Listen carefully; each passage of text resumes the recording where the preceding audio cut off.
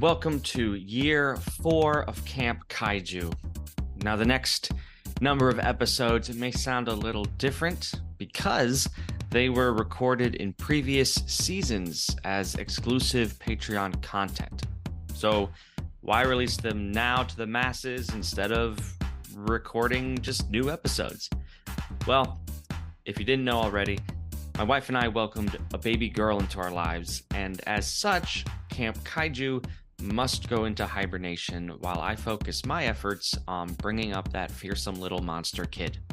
And until the podcast returns with new episodes, you can still get caught up on all the great monster movie talk at our website, campkaijumoviereviews.com, Letterboxd, Instagram, and Facebook. Matt and I are still gonna engage with you all there. You can find links in the bio. Thank you all for listening. Thank you all for your ratings and reviews. Thank you, patrons, for your above and beyond support for this show. Talking monster movies with you all has been an absolute joy. Producing this podcast has been an absolute thrill, and I hope to get back to it soon. Until then, be well, stay in touch, and stay campy. And welcome to Camp Kaiju Monster Movie Reviews. We're your hosts, Vincent Hannam. And I am Matt Levine. We're talking about all our favorite monster movies, the good, the bad, and the downright campy, and asking if they stand the test of time. Traditional kaiju, creature features, space invaders, the supernatural, and everything in between. All strange beasts welcome here.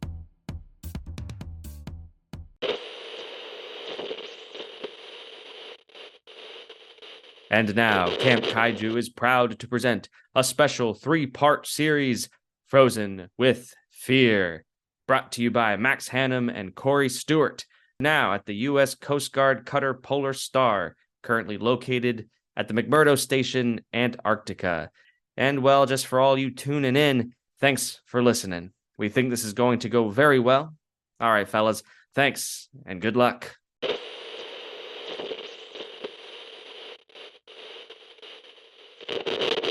This is Camp Kaiju, special Antarctica edition. This is Max Hannam. I'm Cory Stewart. I know Max from where we are, Antarctica. Yep. We thought it'd be fun to talk about a couple Antarctic monster movies because we are currently in Antarctica. And we both like monster movies. Yeah. So the regular format might not be exactly the same because we haven't done this before, but hopefully you're going to enjoy us kind of ramble about some movies. And what are the movies we're going to be talking about? Sticking to where we are, the first one that everyone comes to mind is The Thing, and we will get to that. Yep. Don't you worry. The second movie we're going to talk about is The Thing. For those of you who are confused at home, they named the prequel The Thing. Excellent choice. So, we are talking about John Carpenter's The Thing and The Thing from 2011. But before any of those, let's talk about the most famous Antarctica movie. Yes. Aliens vs. Predator. Yeah! AVP, baby. So, let's just jump right into it. Starts the same way. Actually, both the things start, as well as Predator, of just ship in space coming to Earth. A pyramid in Antarctica is buried under 2,000 years of ice. It gets heated up, and that's how our the Weyland Eutonics company, famous from the Alien franchise, is alerted to its presence there, and to be first, they very quickly gather a group of experts from various locations. They want to get to Antarctica before anyone else, which is nice for the movie, so we can get to Antarctica as quickly as possible. But we don't get to Antarctica as quickly as possible, unfortunately. Because we have to spend a lot of time meeting a bunch of different characters in other locations just to have, I don't know, just a quick... It's so we can actually have time with the characters because, spoiler alert, a lot of them die really quickly once we actually get to the pyramid. Yeah, it's a lot of setup for not a lot of character. We get a nice Mission Impossible ripoff scene where... right at the beginning. Our main character is climbing an ice wall to we don't know where. Yep, and it's just icicles. She is climbing icicles, which is very dangerous. Alone. She's very badass. The film wants us to know that, so that's why she's just climbing this dangerous thing. Exactly. But then when she gets to the top, it's a guy in a helicopter saying, "We need you for this mission." She's like, "No," and then they're like, "Yes." And she went, "Well, okay, I guess so. We need to get to Antarctica to make the plot move, but we still gotta introduce more characters first." Yeah, then there's a whole spiel once they're on the boat going down to the island. It's an island just off the coast of Antarctica. It's almost like the setup to Prometheus, where they're just explaining what the situation is. Yes. And a bunch of scientists are like, "Oh, yeah, this is a great idea." And then our main character, Lex Woods. I don't know anybody's name in this movie other than Wayland, because it is the Wayland. Yeah. Just as you remembered him from Aliens. We get to meet our other character, who's an archaeologist, who's in Egypt. Oh yeah. There's and he finds, after rummaging through the remains of a pyramid, a little Pepsi cap, and that's his whole character. Yep, it's good luck charm. That he got in the beginning of the movie, and he keeps it all the way until the end of the movie. Yeah, it was very much like the opening of, was it Al Capone's vault or something, where it's just huge sort of what's going to be inside this mummy tomb, and then they open it. Pepsi cap. Nothing was in there. It has already been ransacked. Anyways, back to the plot, I guess. Our main character, Lex, she's very against this. Is like, we don't have the training for this. You're not giving us the time. And Wayland says, well, if you won't do it, we'll get this shitty person to do it. And yeah, Wayland essentially is just like, well, we need to be first anyway, so we're just going to go without you. And if you say everyone's going to die, then it's on your hands. Yeah, but thanks for your time. We'll fly you off. As she turns around and, she goes with him, and we move on to the whaling station. Yes. So, the very beginning of the movie has a little scene set in 1904 of a man running around the whaling station. He's completely alone. You don't know what's going on. And then you see the early 2000s CG. Yeah, the camouflage predator just kills him. I don't know why the predator was hunting a bunch of whalers. Well, that's where the pyramid was. It's where the pyramid was, yes. But I thought the predators only hunted, I don't know, things worthy of being hunted. But maybe it's a whole thing of the whalers hunted the whales, so now the predator's hunting them, because it's a fun fan theory. Who hunts the huntsman? The whaling station is now abandoned, obviously, because it's about 100 years later. But the pyramid is supposed to be directly underneath it. And they have this really fancy drill, a laser drill that's going to tunnel their way down. And they roll this out to where the pyramid is. And they find there's already a tunnel made for them. Weird. It's got an angle. It can only have come from the sky. They're like, could some other... people be down there already? It's like, no one could have drilled this deep. It's very thinly veiled, because the predators did it. The predators did it.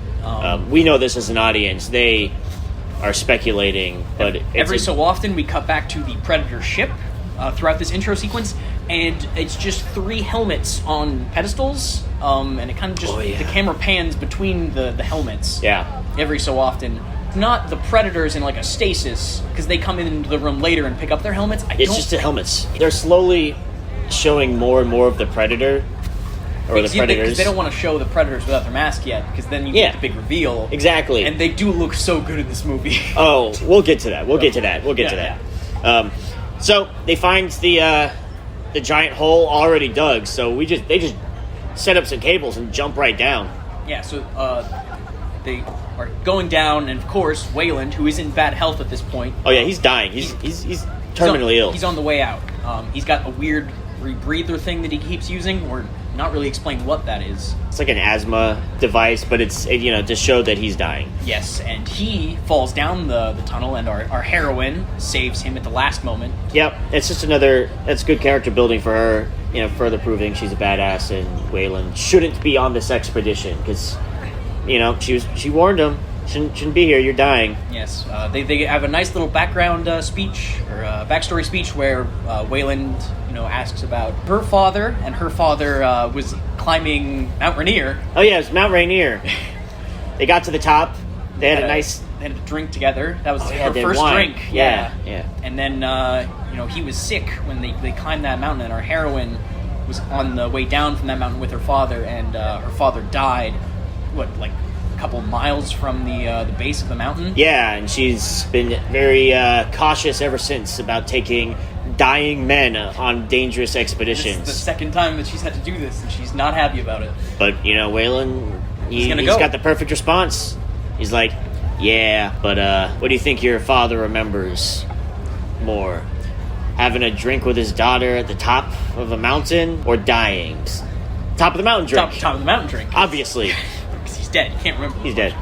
But yeah, so they move on. They're exploring the pyramid.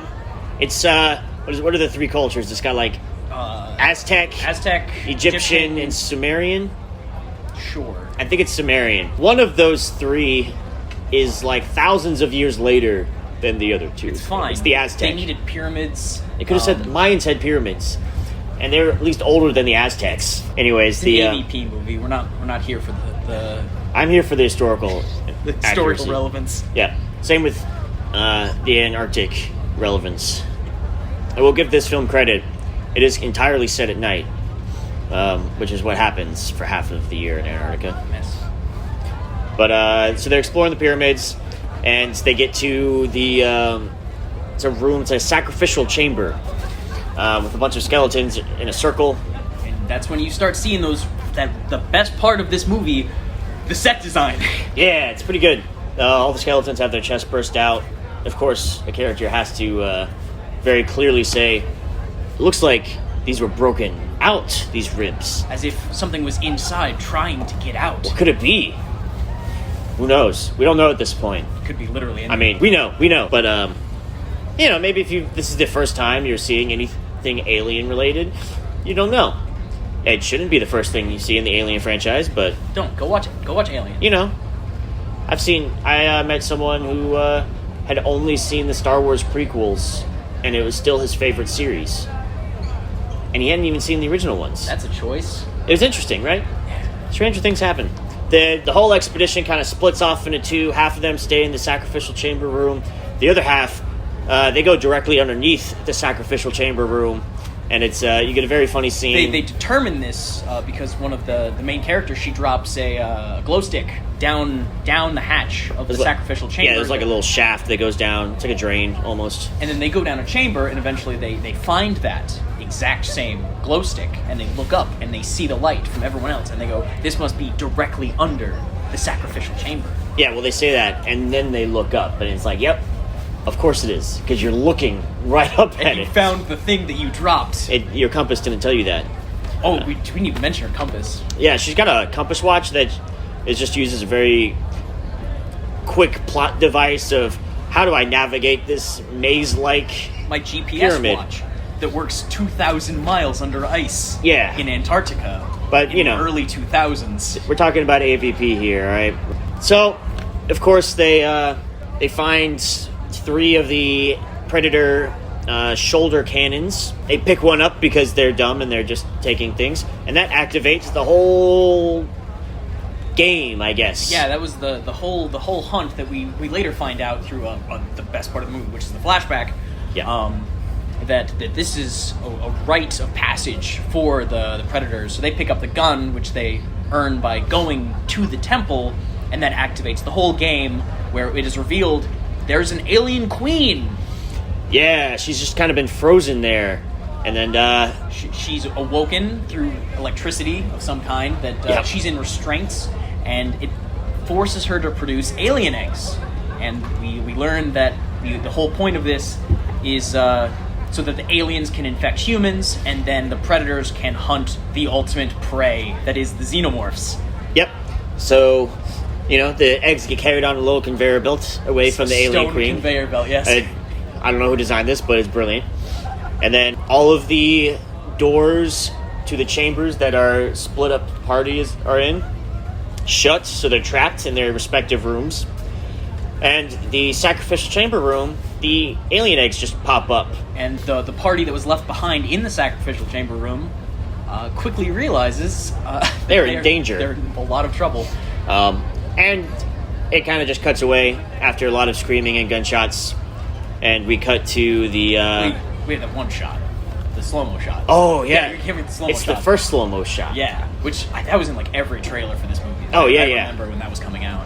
I mean, it's a really good shot. It's of the facehugger just jumping out of the egg, and then it's a slow-mo shot of it uncurling its like tendrils. Limbs, and then like showing its mouth thing as then it jumps on someone's face. But also in the background, there's two other ones launching into other two people. Oh yeah. It's a very well like put together shot. Yeah, it's very.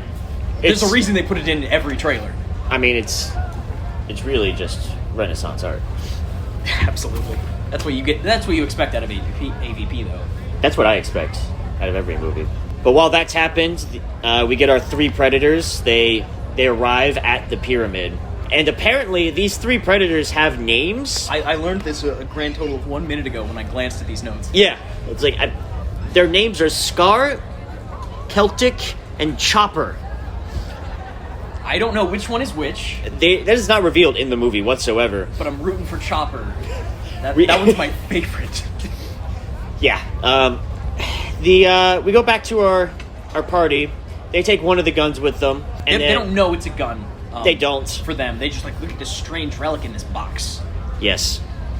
But they put it in one of the backpacks, and then the predators with their predator vision see through all the walls, and we're like, see, the gun's on the move. Yeah, so then they start hunting the humans. They start running after them. Oh, yeah, their running is beautiful.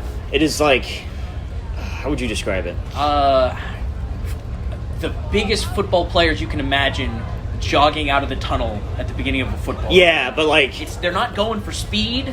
No, it's just... They're big and heavy, and the camera shake. It's like an artificial earthquake each time. Their feet hit the ground, and it's something else. And it's really obnoxious to watch, actually. It's pretty bad. It is peak early 2000s movie effects. It's like, hey, we can do this. We should do this because we can. We can do this. Predators start running, and they're going to go get their guns because they know that as soon as the guns are got, the aliens are awoken, and they're on the time crunch. They got to get this done. They're not going to be able to just, fight on their own with their extending spears. They've got extendo spears. They've got the throwy. It's like a glaive. Oh yeah. You've ever seen the movie Krull? They've got the glaive from Krull. It's good. It's good stuff. But the pyramid starts shifting like every 10 minutes. Everything starts shifting. The architect takes note of that, and he's like, yes, every 7 minutes the pyramid will shift. Yeah, so we get that will help whenever the plot needs it. Yep. So that just helps further divide our party. So now we have Lex, Wayland, some special forces guy who was just carrying a gun in a briefcase in Antarctica for some weird reason. His crony, who has a child, that's his character. Oh, yeah. He's got to get back to his kid. There's the recorder guy. Yeah. The VHS camera. Yeah, he's got a kid, and that's his whole... That's his character. He's like, I got to get back to my kid. And then there's the other guy who also has a kid, we find out. Yeah. So these two, one of them's a badass, one's a kid, or has a kid. They both have kids. But that's their bonding moment. They didn't like each other. That was established earlier, very loosely. But they get split off from the rest of them. Then they just so they fall into a chasm. It's like a tunnel. It's just ripping off the whole ventilation Dallas scene from the first Alien movie. Yeah. And the big tough guy, he falls again. It's like a second layer of falling. He breaks his leg, and then just an alien comes and kills him. And you don't even see it. It's very bloodless. This whole movie is very bloodless. Yeah. There isn't R-rated extended cut with not a lot, but extra CG blood added. It doesn't look good. It doesn't look good. We watched that version. And there's not enough of it, in like, my opinion. For an Alien versus Predator movie, very light on the blood and the gore and the kills. You got to give it to a wide audience. But this is the extended cut. Yeah, it's really lame, honestly. Yeah. So our guy falls, breaks his legs. The aliens kill him off screen, but of course the nerd guy, who also has a kid, wants to go and save him. So he eventually makes his way to that spot, and he just finds the guns. Yeah, he finds the gun. They're covered in goop. Yeah, and they always touch the goop. Yeah, there's a trend in this movie of every time there's goop, a character just reaches down and touches the goop and just rubs it around in their fingers and maybe smells it. Anyways, we are led to believe he just dies the exact same way. So it's really just the same death, back to back within minutes. That's what you want in your monster slasher movie. Especially when the kills are incredibly limited, you want the exact same one right after twice. Yes, very close in proximity. But they're not important. The main girl is important. Her name true. Is. Well, we got the character development out of those two. They both had kids. One was a nerd. One was more of a badass, mercenary guy. That's all we need to know about them, and then they died. All of the character building was, setting up to get to Antarctica. That first 30 minutes of the movie. Took too long. That's right. But the other characters, they're wandering around. It's only 3 of them left, I believe. You've got Wayland. You've got Lex. Lex, our protagonist, and the guy with Pepsi cap. That's was it Sebastian De Rosa? That's his name. Yeah, sure. It could be. Yeah. And then there's still one more of the private security guards with them at that point, I think. Yeah, because they use the net on. Yeah, and that's so the Predators come. They're trying to get the guns from them. Yes. The singular gun from them. So it's simultaneously, the Predators attack the humans, and then the aliens attack the Predators, and the Predators start counterattacking against the alien. Exactly. So it's a big kind of battle. It's a 3-way fight, but this is when the big Alien versus Predator is revealed, and you get the shot from the poster of a Predator about to kill the humans, and then it's on a pile of bones, I think. Then the alien tail goes through the Predator's back, and it lifts it up. And they do that face-to-face with the alien and the Predator. And then the alien does its little, watery mouth within a mouth sort of thing, which happens at least 20 times in this movie. Every single time. It started cracking me up at the end how much they overuse that same shot. A lot.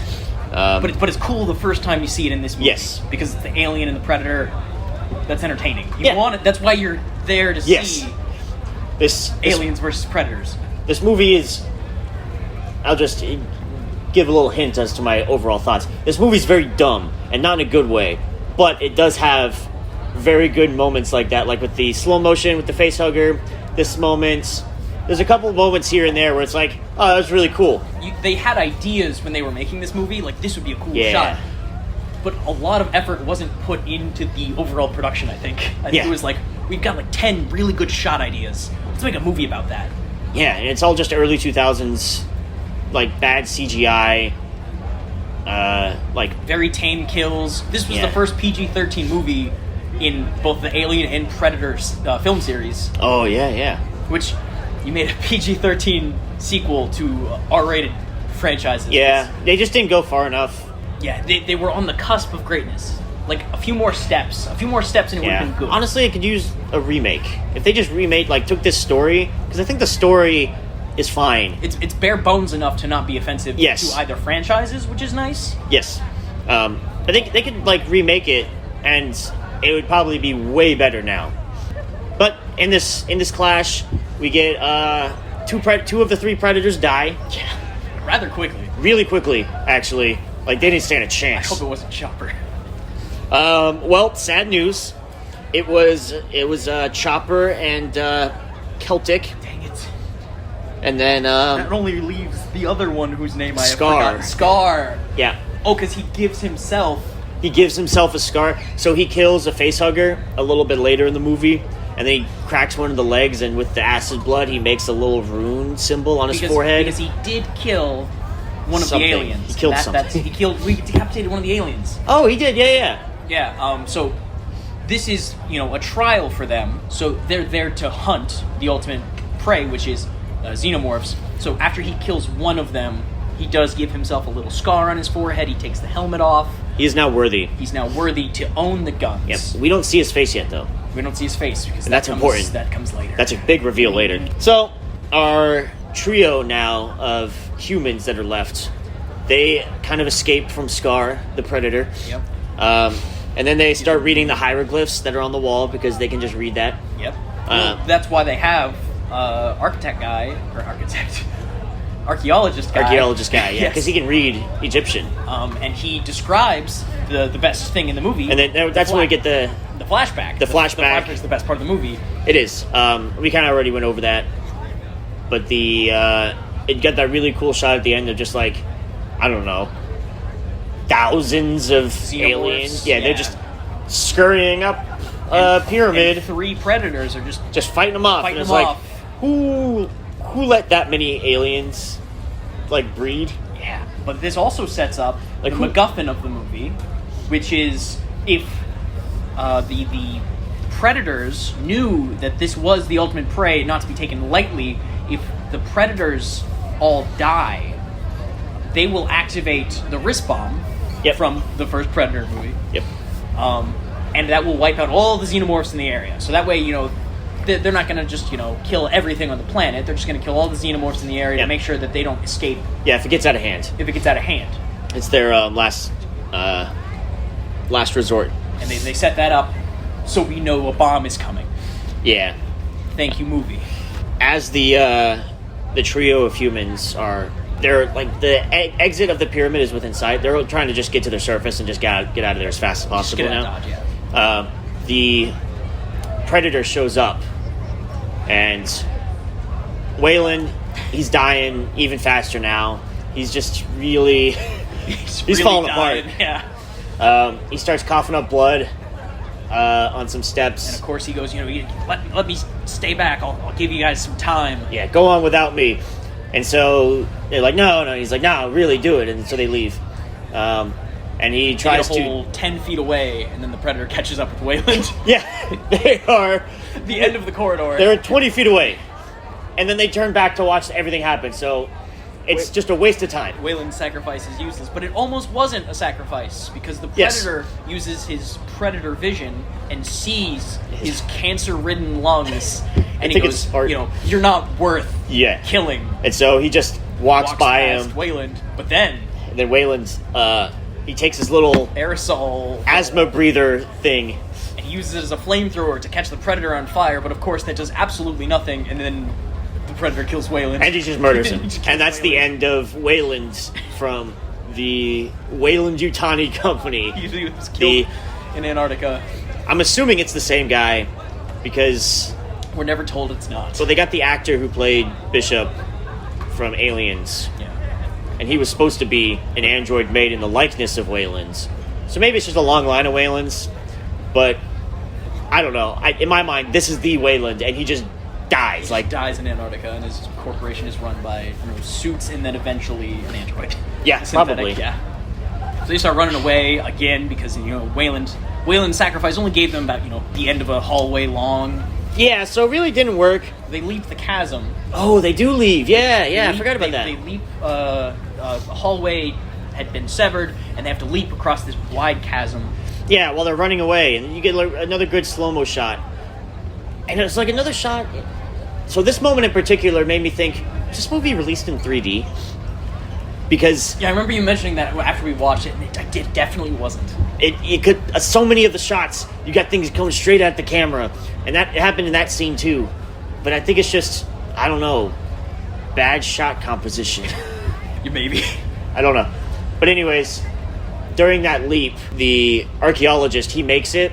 And then our protagonist, Lex, she does make it, but then the bridge starts falling apart underneath her. It has this movie came out later, but it has the Hobbit, Legolas, jumping on the falling bricks. Yeah. He's actively falling and grabbing the next brick that is actively falling. Yeah. And it doesn't really make sense, but it's a Looney Tunes effect. That's what that is. But she's just holding on as much as she can, and then the archaeologist gets captured by one of the xenomorphs. And that's the last we see of that guy for a while.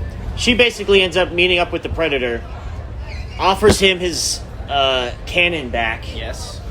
And then they get attacked by xenomorphs. They get attacked by xenomorphs. While that's happening. And the Predator gets, like, knocked to the side. And he drops his spear. Yeah. In that altercation, and she uses that to impale an alien. That's coming right at her. And they do another, sweaty alien mouth within a mouth thing. Coming right at her face, but it can't get to her because the spear's in the way. Yeah. So she kills that xenomorph. And instantly gains respect. From the Predator. He does the little, put the rune on her cheek. He burns a rune onto her cheek, and then...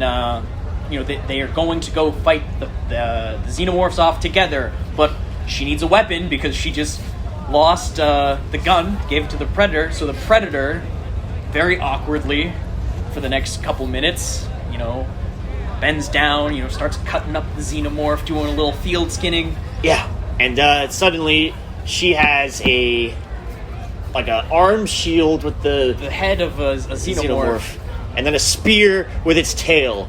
And they're facing each other, and it's just like the corniest shot. And it's like, yeah, we are ready to fight. They nod at each other and everything. It is so hokey. And then they trot down the hallway. This very large Predator doing a football run. And then this very small woman, by comparison, just kind of jogging down the hall. With a big spear and a xenomorph head. That is the silliest moment in the movie. I don't think that's true. I think what's coming up is the silliest moment in the movie. We'll get to that. I don't know. That's pretty silly to me. Because it's like, oh, I guess they're just friendship buddy time now. It's just the Predator instantly goes from the monster to the friends. And there's 30 seconds in between those, oh, I should be afraid of this, to, hey, we're friends now. He just wanted his gun back. She understood that. She's the smart one. Yes. But we as the audience are, we just keep being told, this is a monster, this is a monster. But you've seen Predator. And you've seen Predator 2. He's a monster. All right, moving on. This movie does not need, or does not warrant such deep thought. It doesn't really, no, but we're doing it anyway. Anyways, they just escape, right? They find the lair. They find the lair. So all of the people in the sacrificial chamber have started birthing aliens. Yep. And meanwhile... They're all, gooed up in the walls. Yeah. And meanwhile that's happening, the surviving xenomorphs, they hear the queen, and they go, oh, wait. That's right. We have a queen. We should go save her. Mom's calling. We're in trouble. We need to go let her out. So the xenomorphs start, cutting the chains and releasing the queen. So you have quite a few xenomorphs now. Yep. And... The a couple queen of face is loose. huggers lying around, and you have the queen, which is now loose. Yes, and all the characters that had been captured throughout the movie, like Man with a Kid, there's a archaeologist. Fun scene where that guy he's glued to the wall, and he sees a pistol from a badass girl. Who was in the movie for a little bit. It takes him 5 minutes as an alien egg is opening to try to grab the pistol. The scene takes forever, and then he shoots one out of the air. It's launching right in his face, and he's like, ha, I got you. And then it pans over, and there's 20 more waking up, and it's like, oh no. And then it cuts away from that, and you just hear the gunshots and him yelling. And I would have actually liked him to have survived, just because he did several things throughout the movie where he's like, oh, he seems really competent and capable, and yet it's just bad luck almost that he dies, because circumstances of the movie, they didn't want to deal with this character anymore, so he has to die. He's not the main character, so he had to die. So she finds the archaeologist guy. He is impregnated with an alien, so she puts him out of his misery with the handgun that was lying there. It only had the one bullet. Yep, only the one left. She puts down her spear.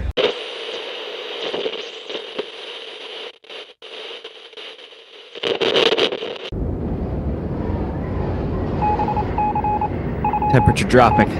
Hours till daybreak. If anyone can hear me, anyone at all, please rate and review this podcast. Share it with the world. And become a Patreon for exclusive content, perks, and merchandise. 7? What was that? Sounds like a window. Please. Oh, for the love of humanity. No! Stay back! Ah!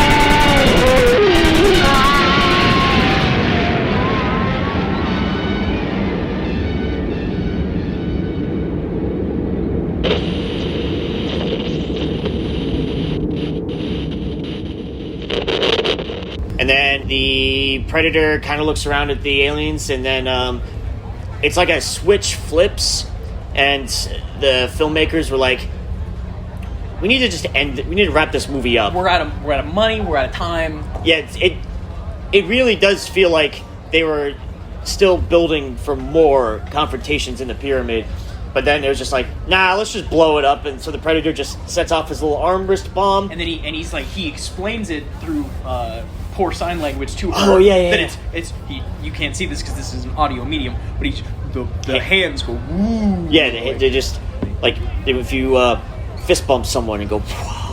He does that after he plays with the thing. And she goes, "Yes, an explosion." Yes, and I laughed. It was pretty good. So then you get a nice scene of them running out while the thing's timing down. And they get back to the tunnel, the ice tunnel that was at a perfect 45-degree angle. Oh, yeah. They see that there's a rocket sled. Yeah, like one of the sleds they had used to bring Lower the cargo. equipment down. Yeah, cargo down. They just press a button and it just rockets up that thing. Because the explosion's behind them. There's 10 xenomorphs back there too. Yeah. And they're like, we just got to get out of here. And in my opinion, the silliest shot of the movie is a very large predator lying on essentially a rocket toboggan next to a small woman just going really fast up a tunnel. But who designed a rocket toboggan to go that fast? That's not safe. It's not safe because what happens immediately is they're launched. They are launched right out yards into the sky. I'm sure the Predator would be alright, but she would probably have at least a sprained ankle. She's probably dead.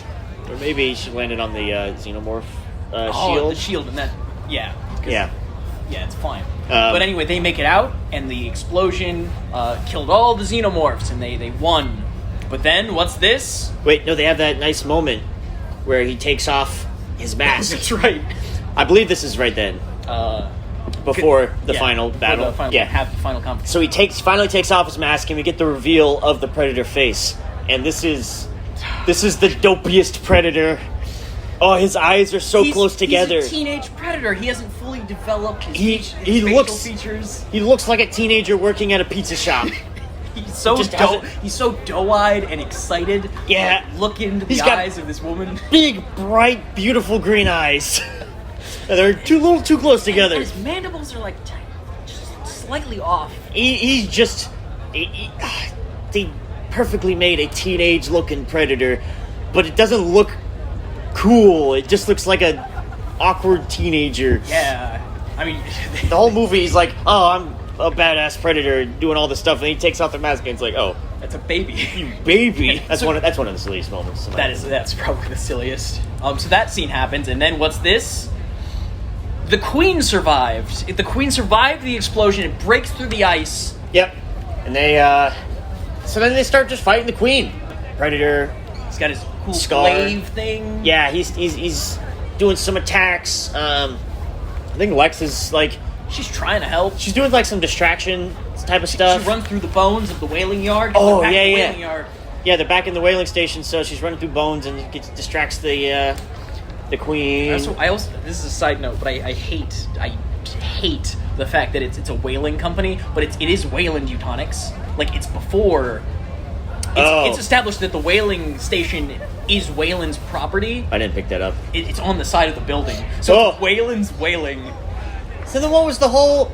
So, at the beginning, they were like, we have to get to this pyramid site before anybody else claims it, so it's our research. But if Wayland just owns it, what's the rush? I don't think you can own Antarctica. I think he just had a whaling station back there before they established I guess he's not allowed to international treaty and whatnot. We're familiar with this. Yeah, because we're in Antarctica. As we said at the beginning of this podcast if you're just joining us now. What are you doing? Towards the end of our AVP discussion. But yeah, no, it's Wayland's whaling. Wayland's whaling. I hate that. That's just another. Add that to the list of goofy things in this movie. In this sequel to But Very anyways, serious predator and alien films. they end up defeating the alien queen by impaling her on a chain And then, for like a water tower or something. So they stab her with the spear, and then they wrap that spear with a chain. Oh, okay, yeah. Because she was freed from her shackles, but like some of them are still there. Oh, yep. So they attach that to the spear, they latch that onto a water tower, and then they make that fall into the chasm. Yeah, just right into the water, like 200-foot drop. Yeah, and then theoretically speaking, she's pulled down to the bottom of the ocean to freeze and die. But unfortunately, in the ensuing battle, our survivor predator Scar, he's fatally wounded. He's fatally wounded. You have a nice touching moment of, I don't know, She's like leaning down, looking at him. generic battle, like war movie sort of thing, but it's just this dopey looking predator. It's dumb It is really dumb. But then the camera pans up, and what's this? There's an alien ship, a predator ship. Yep. You got a predator ship, and then you get some decidedly cooler looking predators. You have like an elder with a bunch of more spikes on his Yeah, face. it's like- I love the design. Yeah, no, they do a good job of establishing this is an older predator. Yeah, and he's joined by a an elder. ton of other predators. Like it's a full invading army by the look of it. And they grab Scar's body because they recognize he was a warrior. Because He had the scar on his face. Yep, as and his then name would imply. Then they look over at Lex, see that she has a scar on his face. They give her a nod, and then they reach into his little robe of some kind, I guess, and hand her the extendo spear. Yeah. Give her another little nod, and then they go away, and they fly away on the spaceship. Yep, and that's they just... leave her in Antarctica. Oh, I didn't think of that. She's just in Antarctica with zero... Well, so... No one else is alive. No one else is alive.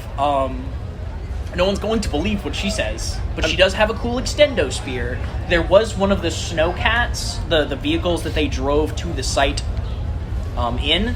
Oh, yeah. Oh, actually... It's there. In my notes it says, she gets over into the snowcat and leaves. But it's an island, so she has to get to the boat. The boat is there, presumably speaking. Yeah. But that snowcat makes me bring up another point where they, at the beginning of the movie, when they talk about tunneling to the ice, they have this really high-tech laser on top of one of the snowcats to cut into the ice to get there. But then, of course, the predators had already done that for them. So they just have this high-tech laser sitting on a cat, and I'm like, oh, they're going to use that. Oh, that would've been cool. Set up to pay off. She was going to get in the snowcat and drive the laser thing and kill the queen. That would have been awesome. They didn't do that. I didn't even think of that. Yeah, they just blew up the alien queen with a laser. That'd have been way cooler, or knocked it back into the ice that way instead of making it. Well, they set it down. up for the queen to potentially still be alive because she just goes into the water and potentially freezes. And then she was frozen at the beginning of the movie. And we already know xenomorphs can deal with the coldness of space. I mean, all aliens can apparently, based on the movie The Thing. That is true. You could just love the ice. You're from space. You can deal with cold. You're fine. So that's AVP. Wow. But then we cut to the Predator ship. Right. Epilogue. We got the epilogue. And Scar's body is laid out in its traditional right. And you see Earth in the background through a big open window. Yeah, and all the older predators are just kind of looking at the body, and then they walk away. They walk away, but then the body, it twitches just slightly. And then the camera zooms in on the chest. What happens? You have a xenomorph predator hybrid face hugger poke its head out. It's got fun mandibles and the extendo face. Yeah, it's got the predator mandibles. And the inner mouth. And then we're not going to do anything with that because the next movie has nothing to do with that. We're just going to show you that, and it's like, oh. Wouldn't that be cool, huh? I wonder if they couldn't think of a good idea with that. Other than just showing it. It's like, oh, well, that's the best we can do with that. I really thought it was too expensive for a sequel. Give me the Predator of Alien vs. Predator Requiem, and I can come up with a better movie. Just give me that money. Was that the one with was Requiem the one with the dog? It's been so long since I've seen that movie. It's the one it's really hard to see because the movie is visibly dark. It's hard to remember that movie because I just remember watching a black screen on FX at 2 in the afternoon. Yeah. I mean, that's honestly where I first saw this movie. I never saw it in theaters. I just saw it on FX. I saw it on FX. It was 15 years ago, probably. It was one of those movies that was just always on FX. Yeah. And that's how I saw it. Now, obviously, we both saw it in that form on the TV cut, so we didn't see all those extra blood scenes. Yeah. All 2 of them. And it, let me just say, I don't think it makes a difference. It doesn't make a difference. No, not at all. But overall, what are your thoughts? Overall, I know we've been talking about it. Yeah. No, but as a wrap up, it's a fine movie.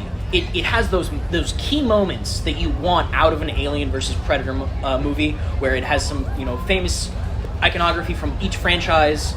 Not all of the characters are awful. Some of them are quite nice. They're asked to do some incredibly hokey things with the shifting pyramid and like the weird falling things. But overall, it's not a bad movie. But it's not a good movie. It's passable in a lot of ways, but it's more a disappointment on what it could have been. Yeah, I can see that. I mean, you can see those little moments where it's like, that was a really good idea. It's just was executed either...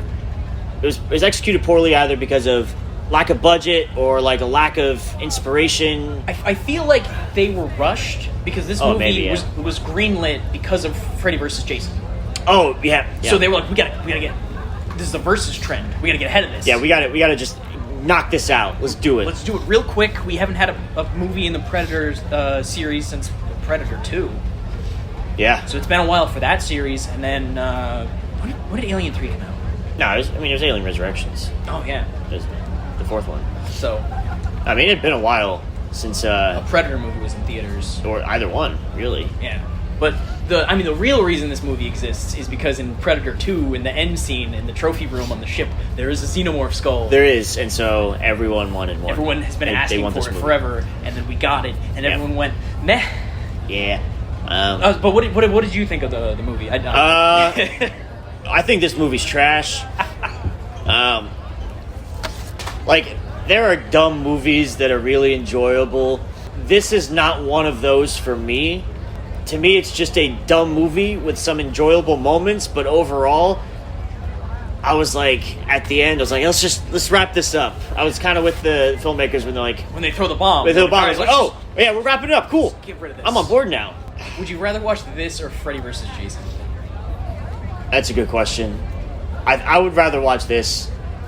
Okay, because I enjoyed this more than you did, but I would rather watch Freddy vs. Jason just because I love Freddy Krueger and Jason Voorhees. I'm gonna need to rewatch that, but it's fun. I recommend a rewatch. But this isn't you about say that. Freddy vs. Jason, and I just think of Jason X. Oh no! Stop that. I would rather watch Jason X because that's just a dumb concept to me. Uber Jason. Uber. It just reminds me of that Hellraiser movie, though, that was also in space. Actually, I've never actually seen that one. Oh. I'm very lacking in my Hellraiser. I've only seen the first 3. They are bad overall. 1 and 2 are great. 1 and 2 are great. 3's pretty good. And then... I wouldn't say great. They're fun. They're good. I like those movies. AVP. But it's all down to personal taste overall. Yeah. Because this could easily be someone's dumb good time all around. But for me, like, my dumb good time is like the Fast and the Furious. I see it. I'm the complete opposite. I don't think those are fun, but I think this is more fun. Yeah. I would say it's a better Predator movie than an Alien movie. Yes, it is very much this is a Predator movie with aliens in it. Yeah, because they're just kind of the aliens are Predator versus Alien isn't as good as a title. So Alien versus Predator, AVP. Oh yeah. You can't say PV. It's just easier to have Predators be the protagonists because they have faces that are more human-like.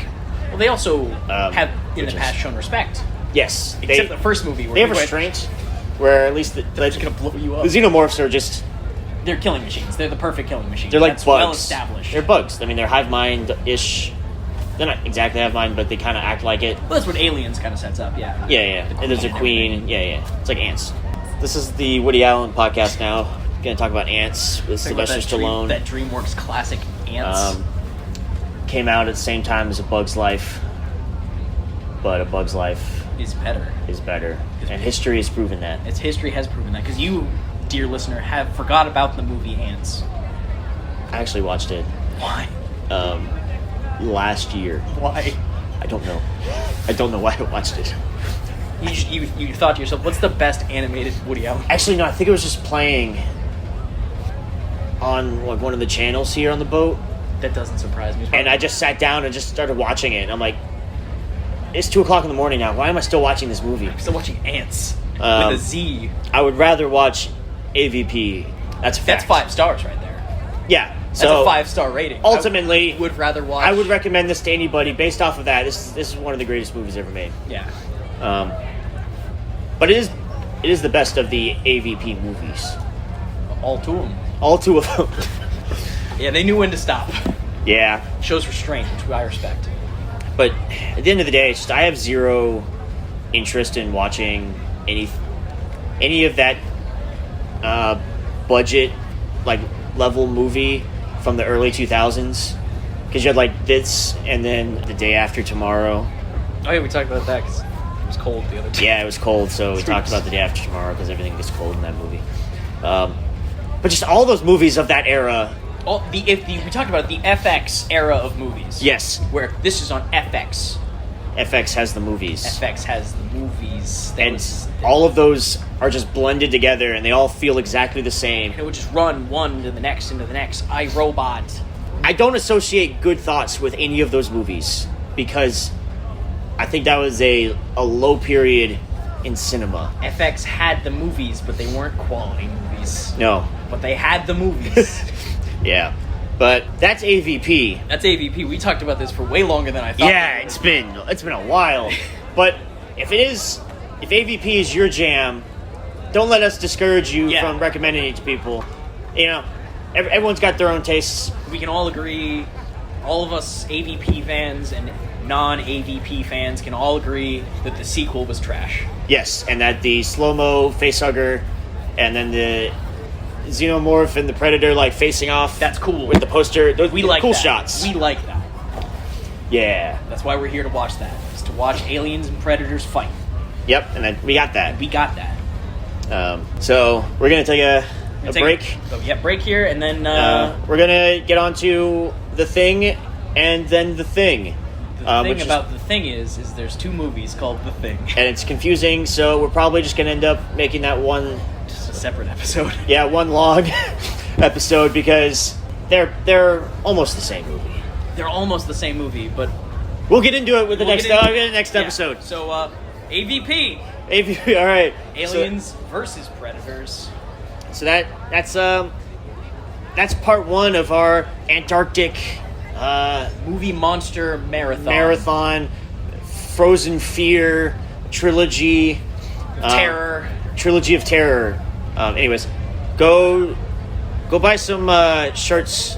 Go buy some Camp Kaiju shirts. Do some plugs. Subscribe to the podcast. Yeah, go subscribe to the podcast. This has been really fun. I didn't know about this podcast until Max here told me his brother did a monster movie podcast. So I immediately listened to like 5 episodes, like that night. Yeah, it's a fun time. So go to banditsemporium.com, where there'll be a section on there for Camp Kaiju. You could get some cool shirts that I actually had helped create some of them, which was a fun time. So go check it out. I like them. I like those shirts. No, it's a good show. It's a good shirt. 10 out of 10 would recommend. Yeah, like and subscribe, that stuff. That stuff, we like that stuff. So there we go. And we'll break for now and come back to talk about The Thing. And The Thing.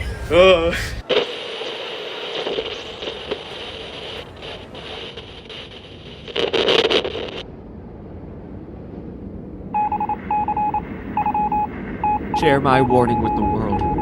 Share this podcast with a friend. Visit Patreon, CampKaijuMovieReviews.com, and Instagram for more monster movies. Please, do it now before you too are frozen with fear.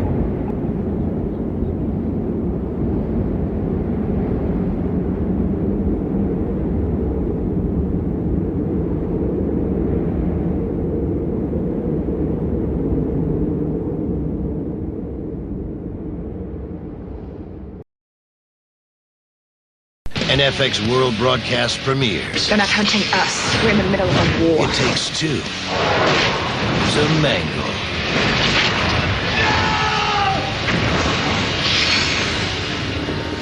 Alien vs. Predator. Next, followed by the season premiere of The Shield. Only on FX.